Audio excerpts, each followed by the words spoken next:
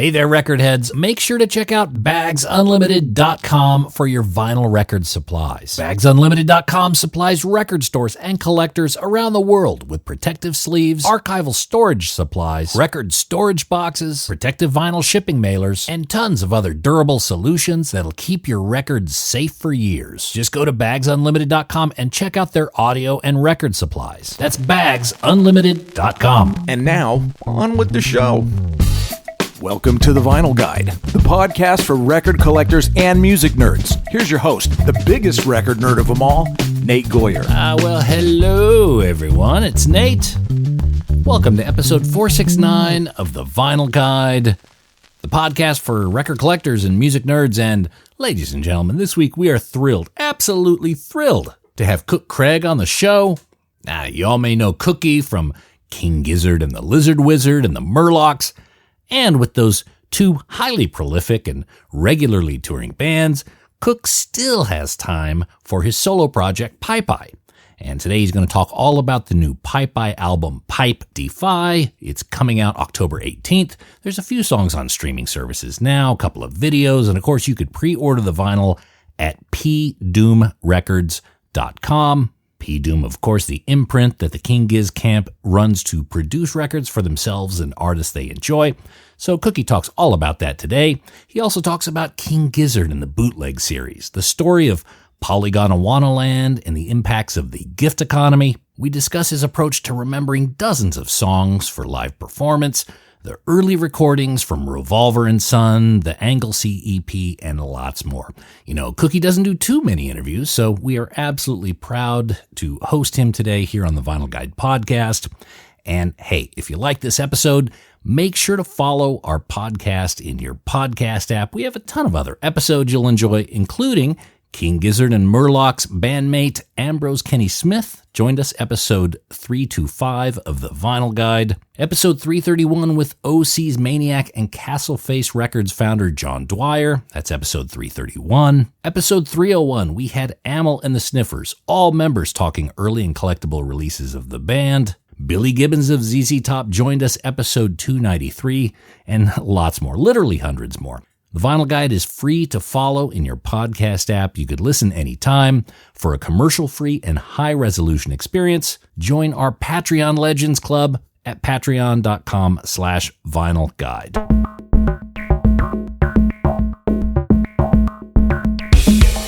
Alrighty, ready to hear from Cook Craig on the Pipe-Defy LP and more? Well, let's get into the interview. There it is. Hey, there we are. Hey, what's up? So let me ask you this. What do you prefer to be called? Cookie, Cook Craig, Cookster? I think Cookie, because it's cute. Very good. Well, mate, thanks for making the time, and very excited to have you on the show. I don't know if you're too familiar with our show, but we talk a lot of records, collectibles, and of course, we've got a global audience of folks who really appreciate what you and, of course, your bandmates and your various projects are doing these days. Yeah, definitely. Thank you. It's all very vinyl centric as well, I guess. It is. Are you a bit of a vinyl head? Do you? Is that something that kind of resonates with you? I've kind of like tapered off like recently. I feel like 5 years ago I was like really into it, and I've got a pretty big collection from then.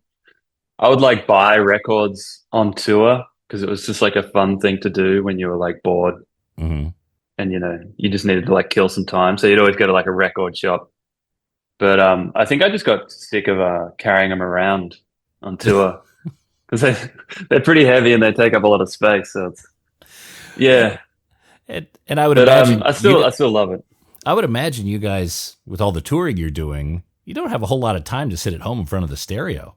No. Oh, like I feel like lots of people think we tour like constantly, but I feel like overseas, we're probably only overseas like 3 to 4 months of the year. Oh, so, okay. You know, it's all a grand illusion. But yeah, like for instance, we're about to go back to the States and do like 3 weeks there. But then after that, we've got like almost like 5 months off. Oh, okay. All right. Just for like recording, rehearsing, Christmas. Yeah, that makes sense. Catching up with everyone. Well, you don't want to miss a summer in Australia. That's yeah. Exactly. Yeah, and it kind of like because our summers like during like Christmas and stuff. It's kind of like a whole deal, you know. It's Mhm. like the best time of year because it's very festive, but the weather's good. You get the best of both worlds. I like telling my former countrymen they got to come down to see Santa Claus in board shorts. Yeah, exactly. Yeah. So this new album, Pipe-Defy, with the project Pipe-Defy, do you tour at all? Will there be live gigs, or is this purely studio? I never have toured, so at this stage it's purely studio. It's always been a challenge. Like I feel like I'd like to do it one day, but with like King Gizzard, and then I play in the Murlocs as well. Like I just don't even know how I'd get the time to like get a band together, and then I'd have to learn all the songs myself because I just like kind of record them and write them, but then just completely forget them. It'd be a very big undertaking at the moment, but maybe one day. Because that astonishes me about, and especially with King Gizzard, yeah, you are in these two bands that are very prolific. And I remember during COVID times, this didn't happen, but in Sydney here, you guys were scheduled to do 6 days, different set lists, different songs on each day. That's like 80, 90 songs. How do you have difficulty keeping all them in your head? I feel like we've just been a band so long, and it's just the way we approach them is like that. Like we're not trying to like nail every single part exactly like the recording, and that's kind of the key to it. I think it's like you know the song so well because you've been playing it for years, but you don't have to like completely remember every single guitar part. You kind of just you get good at just you know playing it without nailing it, but the vibe is there, which can be chaotic sometimes, but most of the time it like pays off really well, and you'll kind of just play like an iteration of a song that is kind of like just unique and sometimes better than the original, you Mm. know. What's the hardest song to play live? Um, Weirdly, sometimes it's like some of the older ones that are like some of the Polygondawanaland stuff is pretty hard because that's some stuff like that, you actually do have to play all the parts exactly like they are. Hmm. Same with like a lot of like the metal kind of catalog and stuff.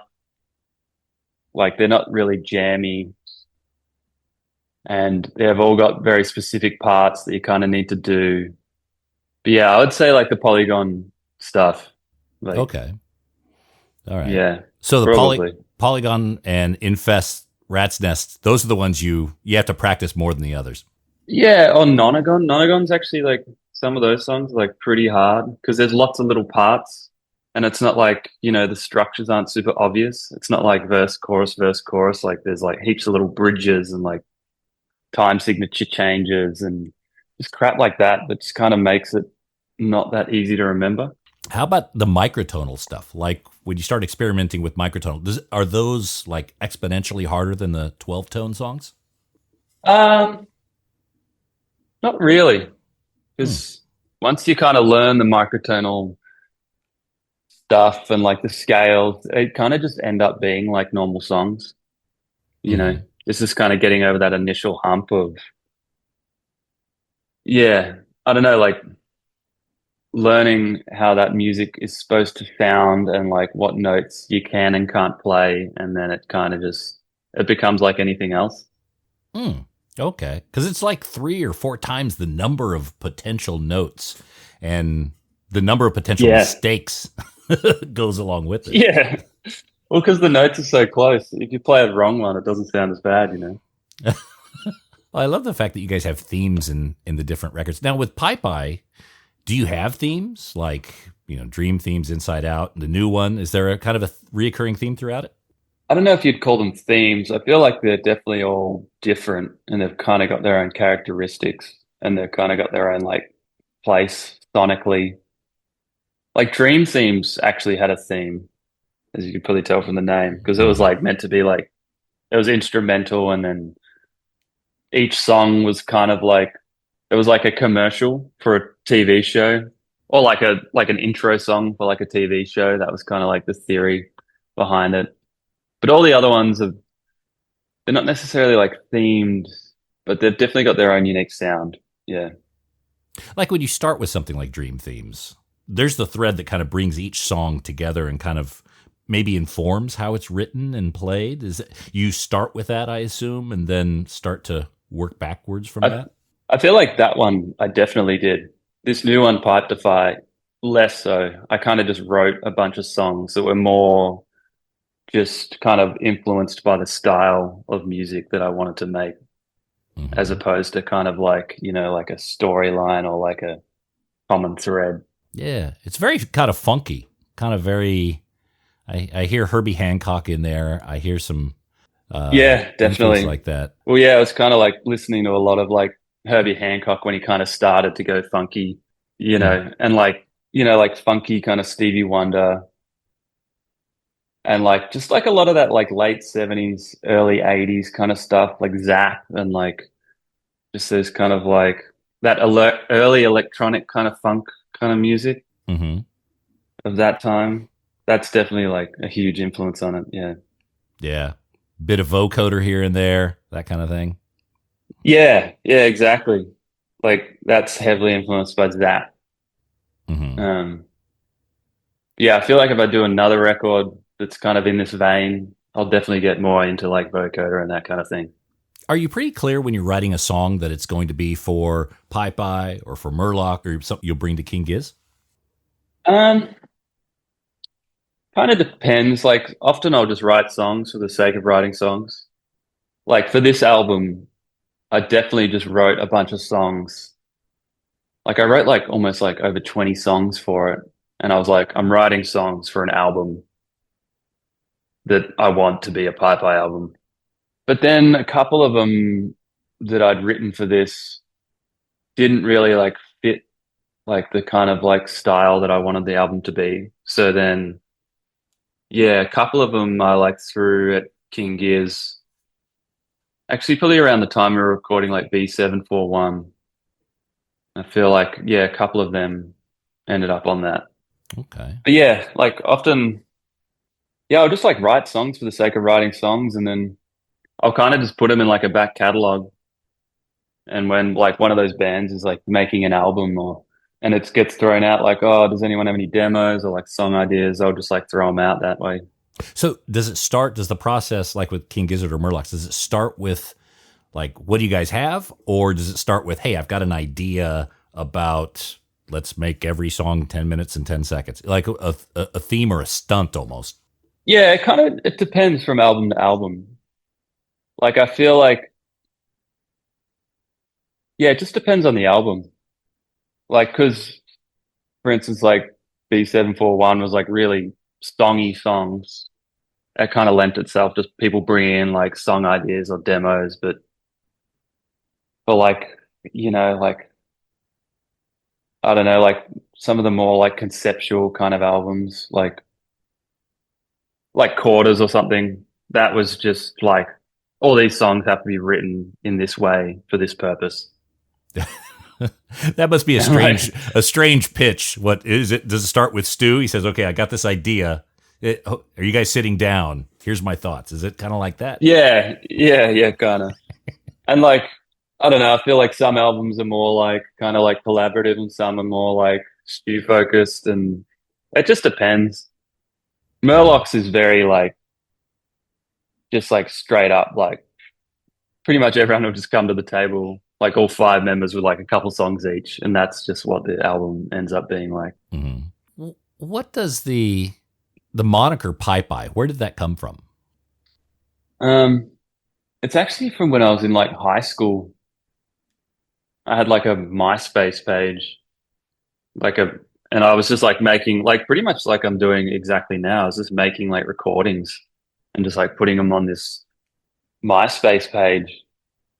I only would have been like 15, 16 at the time. And yeah, I can't actually like remember where it came from. I just felt like I liked the way the word sounded, kind of like just like kind of rolled off the tongue. Mm-hmm. And the music was kind of like real like 60s kind of like garage psych. So it kind of just fitted that kind of like ethos. kind of aesthetic, I guess. Yeah.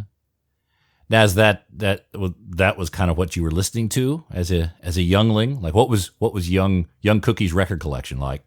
I was like very heavily, as were like all my friends for some reason, like in Geelong, the city we grew up in, everyone was just obsessed with like 60s garage, like Nuggets and like Pebbles and like all those like comps and like just like Back from the Grave and like shit like that. For Mm-hmm. some reason that was just like really popular for like a couple of years, and everyone was like dressing like real like 60s mod kind of vibe. It's actually like real funny to think back on. But yeah, that's kind of the stuff I was into. Was that just a Geelong thing, or was it Melbourne, or was it wider? Was it wider than that? I feel like some people in Melbourne were into that shit, but for some reason Geelong was just like that was it. That was like what was really popular. There was like other stuff as well, obviously, but like that had like a really strong scene.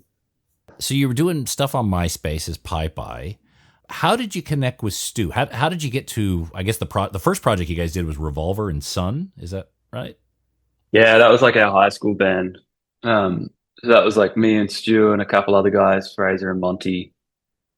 And yeah, it was just like classic, like 16-year-old high school band. And that was on the same kind of page as that kind of 60s garage kind of vibe, like Mm-hmm. blues, like R&B kind of stuff. And yeah, we just met, like we went to the same high school. He was like the year above me, but kind of started out playing with like Monty and Fraser, and then we like, oh, we need like a guitarist, and like Stu was like the guy at high school who was like the like shredder guitarist who was like a bit more like advanced than everyone else. So we're like, yeah, let's get this guy in, and then yeah, we got him in. Like I already knew him before then, but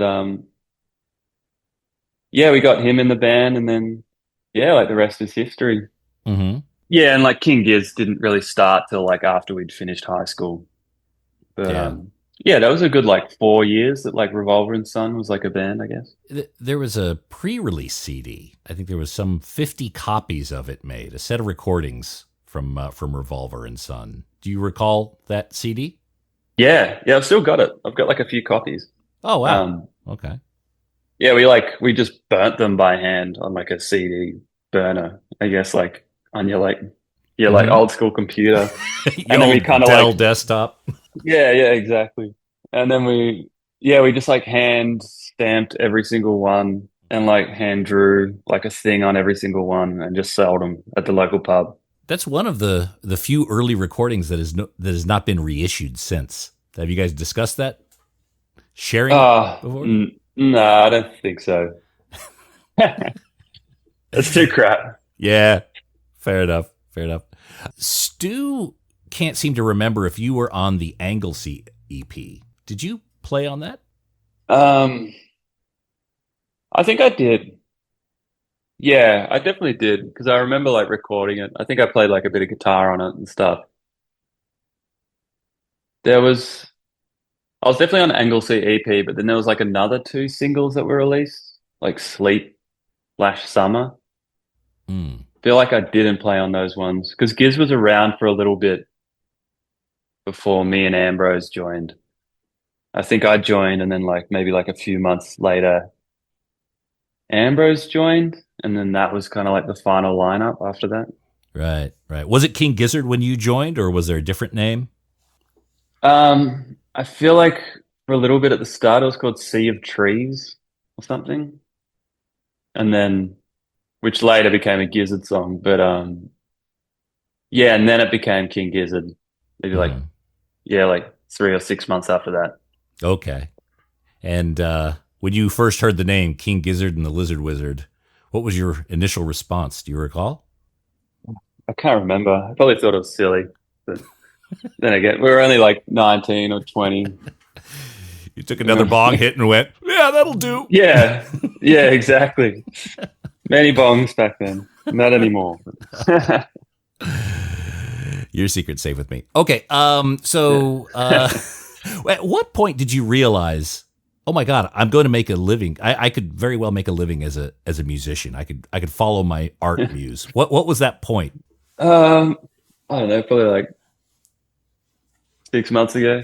Nah, not that long ago. Like like was kind of like making a living out of it. I've definitely been making a living out of it for like, like 5 years or something. Mm-hmm. Probably since around like 2016. But even then, just still like scraping through, kind of having to get odd jobs when we'd come back from tours and that kind of thing. Really? Which, I mean, even as late as the last 5 years ago, just before COVID, you guys were still kind of...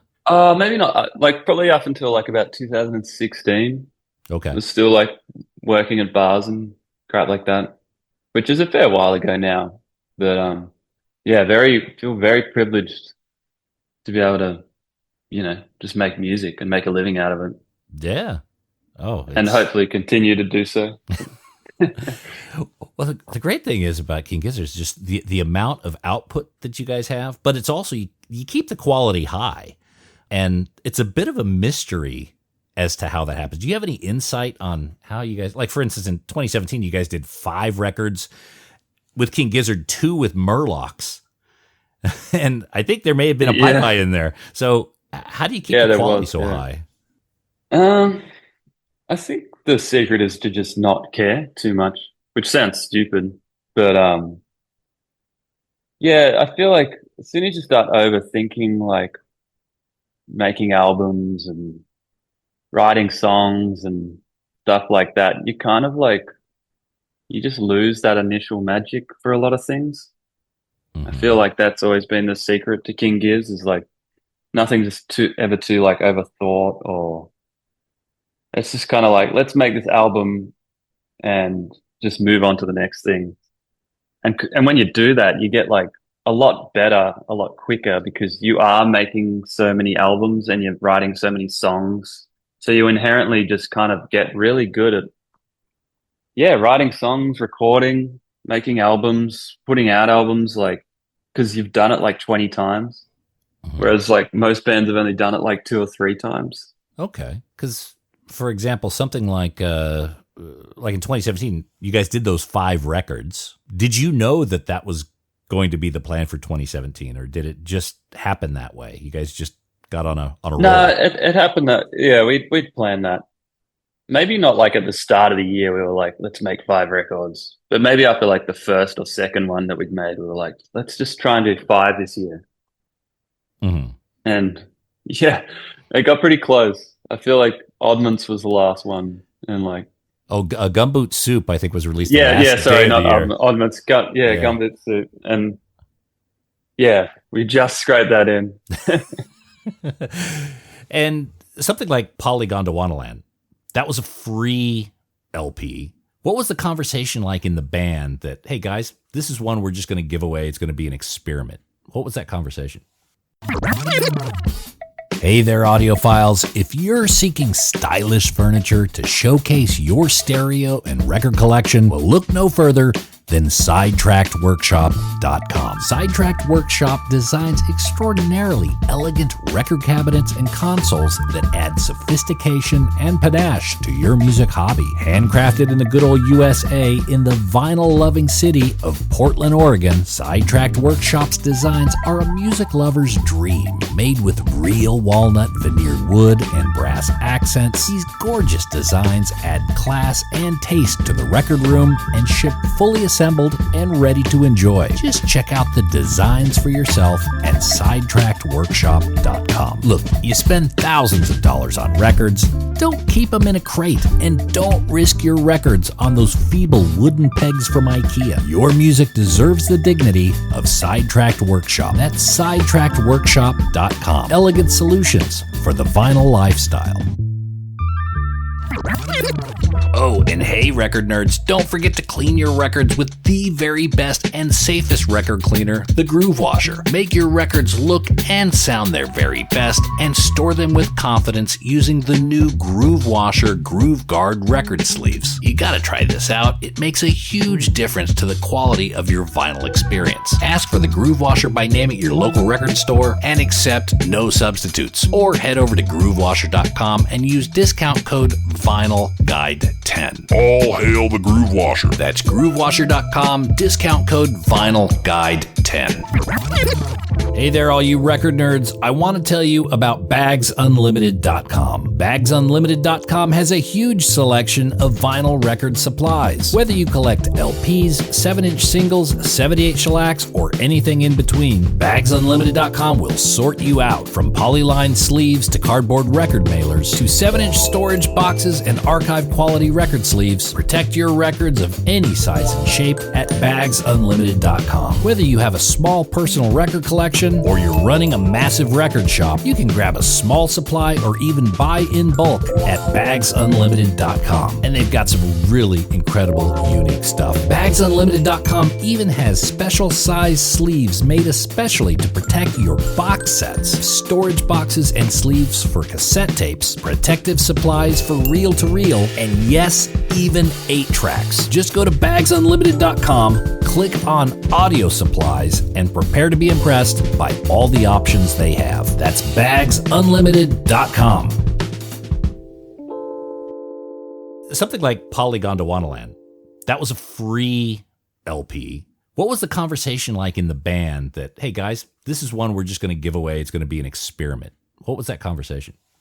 I feel like a couple of them, or like a couple of us, just kind of thought it would be a cool idea and then just posed it to the rest of the band. Maybe Stu came up with the concept or something. But it was kind of just like everyone was kind of cool with it because it was kind of before, like, you know, it's not like we were making much money from records anyway. So it's kind of like, oh, this is just like a cool thing to do. And we're making 5 records this year anyway. So like, who gives a shit? Right. And it's kind of created a cool culture around bootlegging. And I feel like that was like the purpose of it, is to kind of like kickstart like a bootlegging kind of community, and yeah, just do that, I guess. Mm-hmm. Yeah, we recently had John Flansburgh of They Might Be Giants on the show, and true. They had a similar experience. They would give away their songs, but they would do it on a answering machine. People would have to call a number, and every day they would get a new song. But he said it's the gift economy, and which is very much akin to what you guys were doing. But to give away Polygondawanaland, which is a phenomenal record, it really seemed to ratchet up the band, not only in terms of popularity, but also just the nature of the fans, making it a beloved band. Yeah, definitely. Yeah, it's like that, like the gift economy, like it's kind of like people are just like promoting your record almost for you and like putting it out for you. Mm-hmm. And you don't make money directly off that record. Not that that really matters, but like, I don't know, it just all comes out in the wash anyway, because it kind of builds popularity. It's like self-seeding almost. Yeah. There was a guy who does, he runs Romanus Records. I don't know if you're familiar with him. He does a lot of amazing pressings. And he told me, I mean, he almost got choked up thinking about it, because that record allowed him to start his company and to pay for his child's surgery. And, that's crazy. You hear shit like that and you're just like, that's so like positive, and like not many bands can kind of have an experience like that, because like how would you, like, you know? Yeah. Well, it's a tremendous, it's a bit of a risk. I mean, you take something you worked a lot on, you record it. It's not free to record it generally. You know, there's effort and time in it. But then just to give it the world and see what happens, that's pretty incredible. What are some of the more impressive bootlegger products you've seen? I don't know. I've like seen so many now. Like some of like the live album ones are like really cool. Yeah, I don't really know any like specific ones in general, but like, yeah, I don't know, like, because we get given like, you know, like 2 or 3 every show. Someone will like bring them, or like, and we'll just have a look at them backstage and stuff. And yeah, some of them are crazy. Some of them not so much, but like,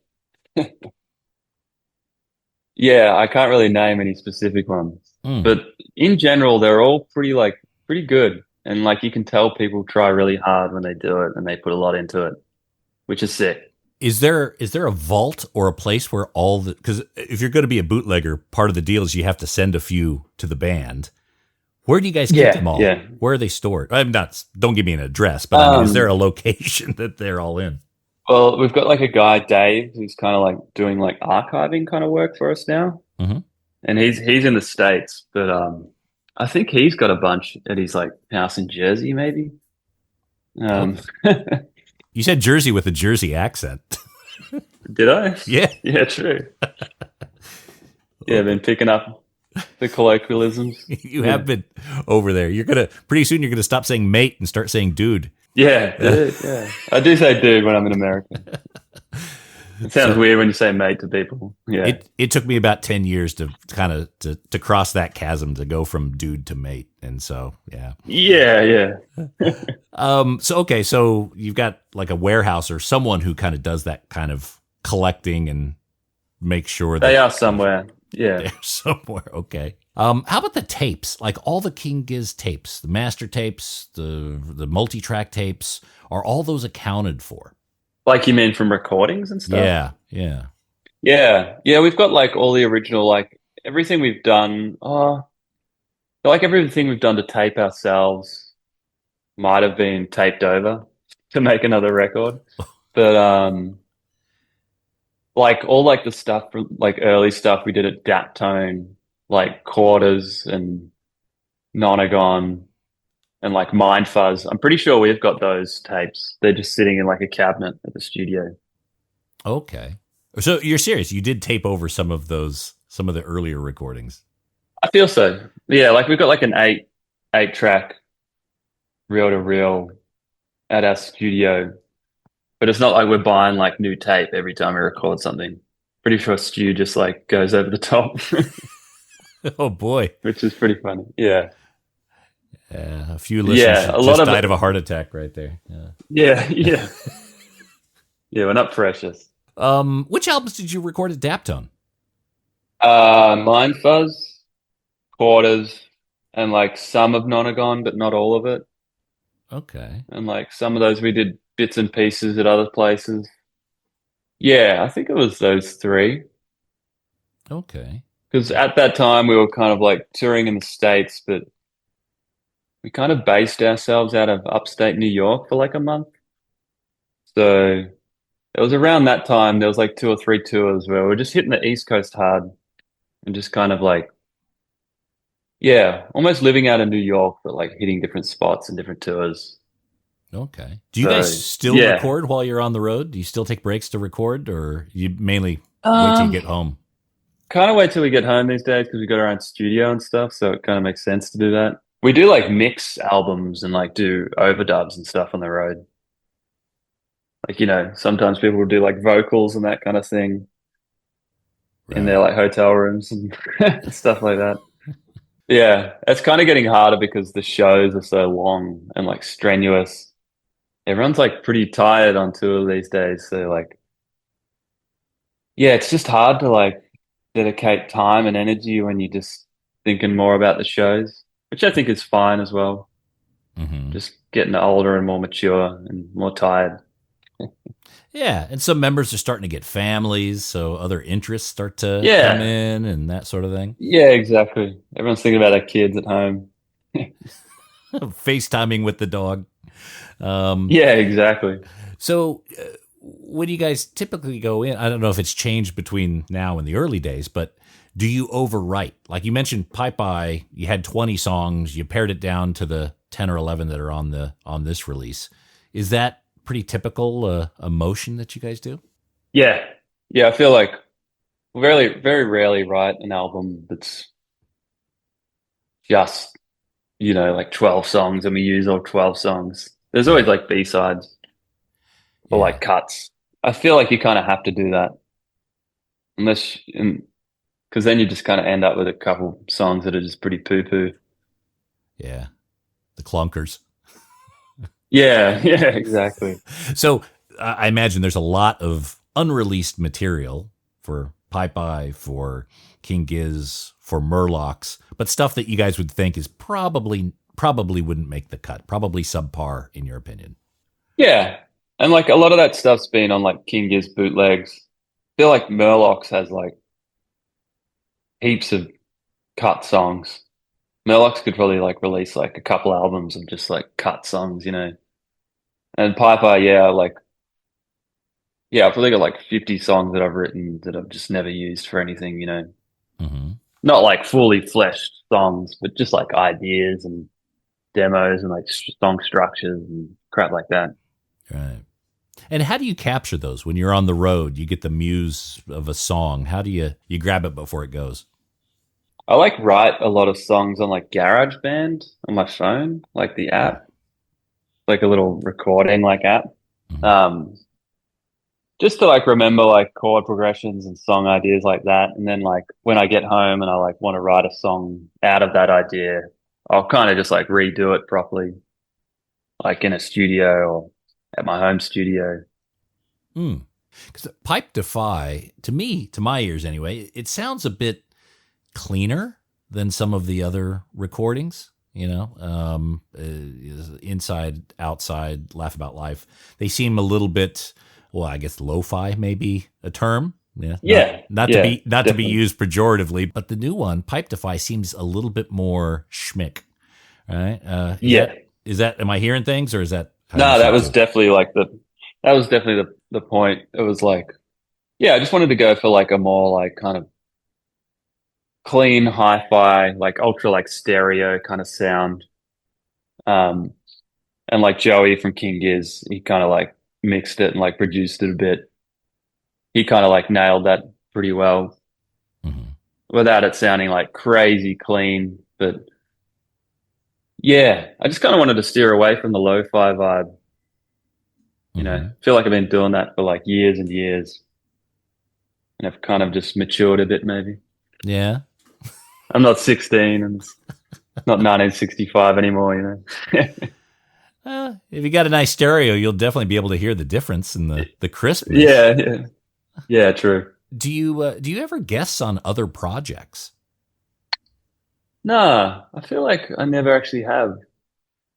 Well, I feel like no one's ever like actually asked me.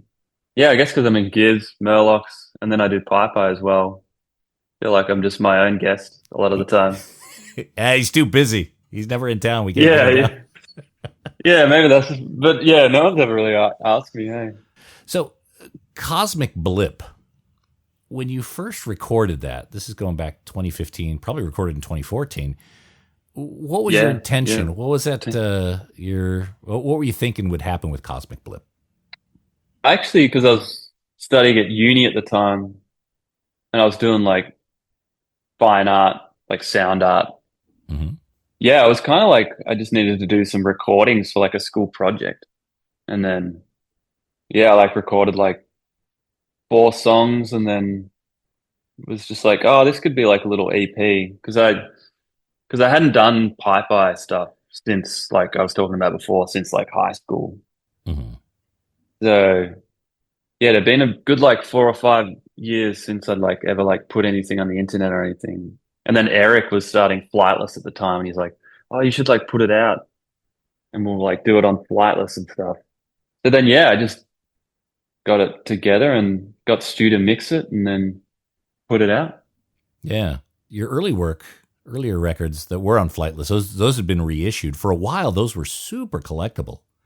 Like, it took like years to reissue them, but I'm glad I did, because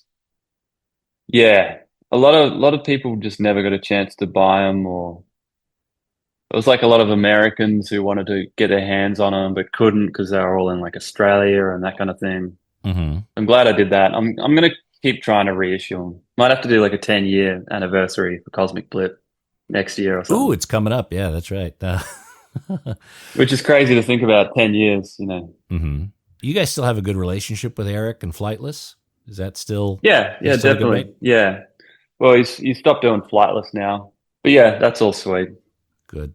Okay. Because the new record's on P-Doom, and that is I guess it was Gizzverse, and then it went to P-Doom. Why the change there? I feel like because we made Gizzverse to just put out King Giz records.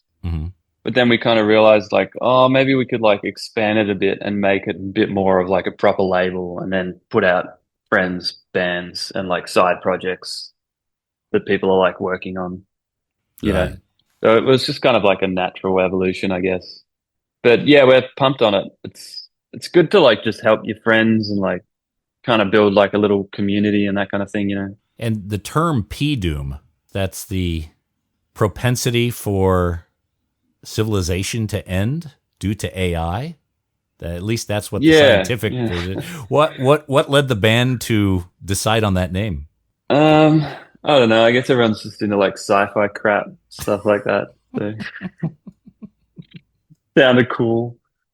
But yeah, it didn't have some like crazy like meta kind of meaning. Right. Okay. But yeah, it's been going really well. Like Pipe-Defy's about to come out. Ambrose did the thing with Gum, and Heavy Moss Lucas's like side projects coming out. And then we got Babe Rainbow as well. Oh, Babe Rainbow's on there. Well, yeah, we kind of just announced that they're going to put out their next record on there. Excellent. Yeah, so it's a pretty good roster. Definitely. So this record comes out, Pipe-Defy comes out on October 18th. There's a couple singles out there, a couple videos. Who does your videos? How do you get the video? Because they're always very in the spirit of the band. Yeah, true. Normally I just have people hit me up, like people who are like fans, and they're just like, oh, if you want me to do a video, like Nesby, who did the video for Travertine, he just hit me up on Instagram, and he's like Mexican, but he lives in Italy. So I'd never met him or anything, but he just hit me up. And then Guy Tyzak did Lords of Lithium clip, but he's done a bunch of stuff for Murlocs and Giz, and I've like known him since I was like a teenager and stuff. So that was just an obvious choice. Mm-hmm. You've got a whole community that kind of raises their hand to help out. Yeah, definitely. Like I feel like there's definitely less people doing video clips now in that kind of like style, that like real DIY kind of like lo-fi style. Nesby did a great job. So did Guy. Mm-hmm. I feel like they encapsulated the vibe very well. Now, is Jason Galea still working with the band? Oh yeah, 100%. Okay. He's like a band member pretty much. Like, yeah, he used to do stuff with other bands as well, but now he just works fully for Giz. He's doing less video clips these days because he kind of doesn't really like doing it. Mm-hmm. But yeah, still all the album artworks, and yeah, he does the posters, a lot of the posters, and he still does live visuals as well. But yeah, he's like pretty much a band member. You know? Yeah. How involved do you and members of the band get in like poster art or even the vinyl pressing, like splatter these particular colors? How involved do you get in that? A little bit. Sometimes we'll just get like label people to do it. Or one time I actually picked out a bunch of the Giz ones, but like all the Pipe-Defy stuff, I do all the artwork myself and like pick all that stuff out. But with the posters, Jace just does them, and we're just like, yeah, sweet. We just trust his judgment. Like he's kind of like created the whole band aesthetic anyway from the start, so whatever he wants to do makes sense. You just give him a list. Try not to get too involved. You give him a list of tour dates. Say, okay, go to work. Here's make 20 posters or whatever those are for.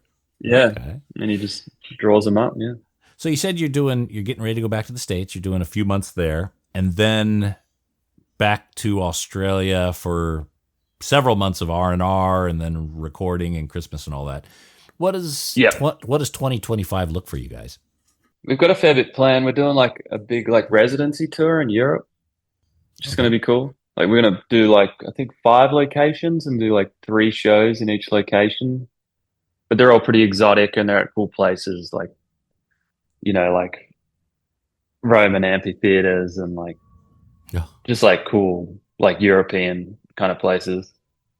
And then we're doing the States like later in the year, I think. And then we're going to do another European tour as well. But yeah, we got lots planned. Anything for Australia? I think so. Yeah. It's been ages since we played there and we feel real bad about that. But yeah, we'll definitely do some shows at some point, maybe like towards the middle of the year. Okay.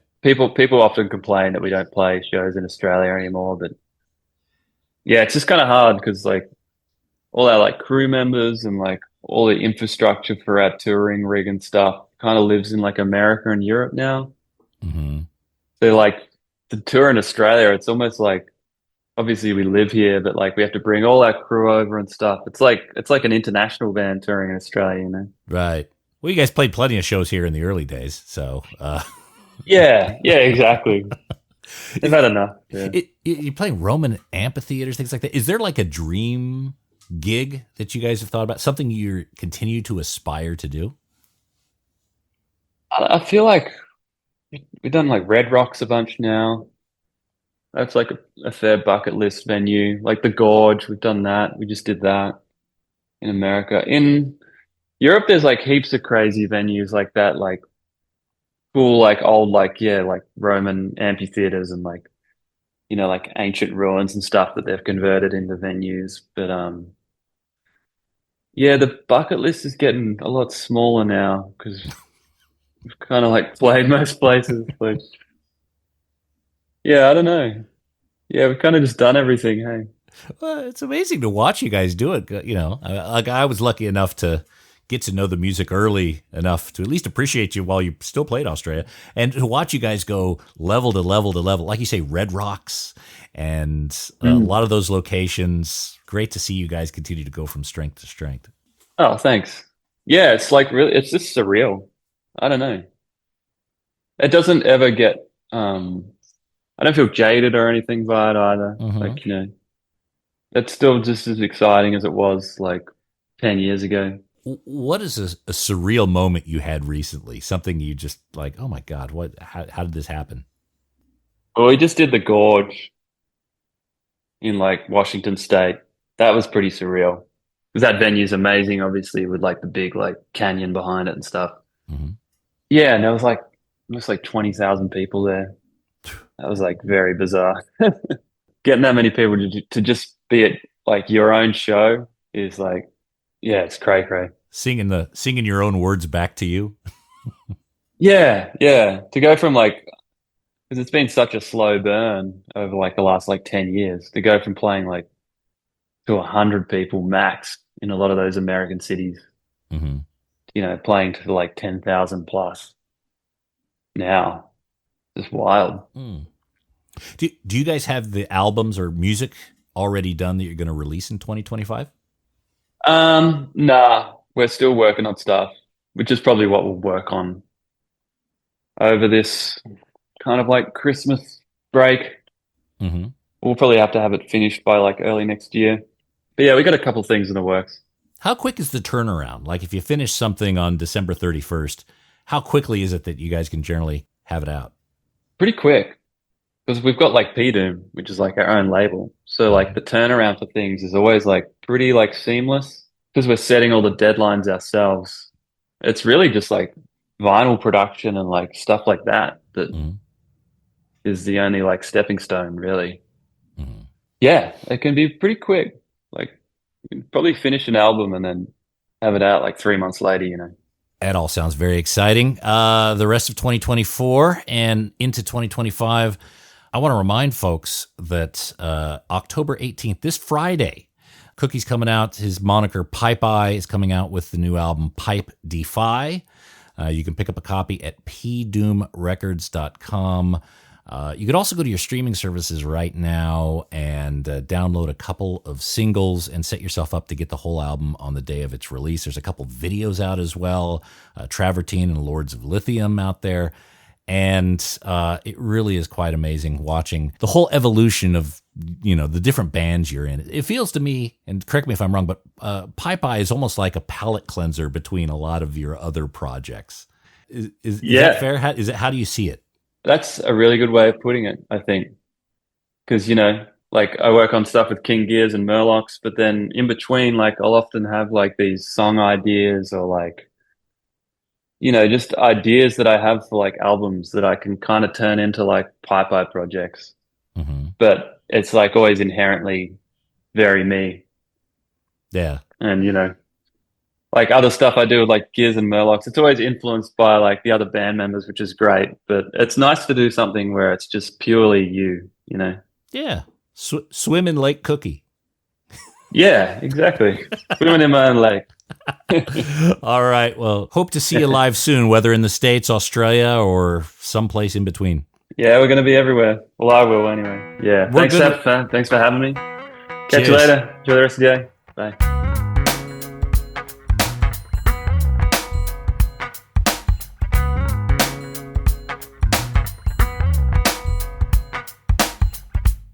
There he is, Mr. Cook Craig. Pipe-Defy. It's out now. Set up your streaming services to download the album. Of course, if you're in the US or Europe, look for tour dates from King Gizzard and or the Murlocs. Of course, if you're in Australia, you can look as well. Just keep your fingers crossed. And again, you could order the Pipe-Defy album at pdoomrecords.com. And that's it for this episode of The Vinyl Guide. Thank you so much for tuning in. Appreciate all of you who are sharing these episodes in Reddit forums and Facebook groups. Of course, sharing them across social media. And of course, those of you who are leaving positive reviews on Apple Podcasts and Spotify, well, there's a special place in heaven for you. We'll be back shortly with a brand new episode. So until we talk next time, get out there and buy some records, people. Cheers.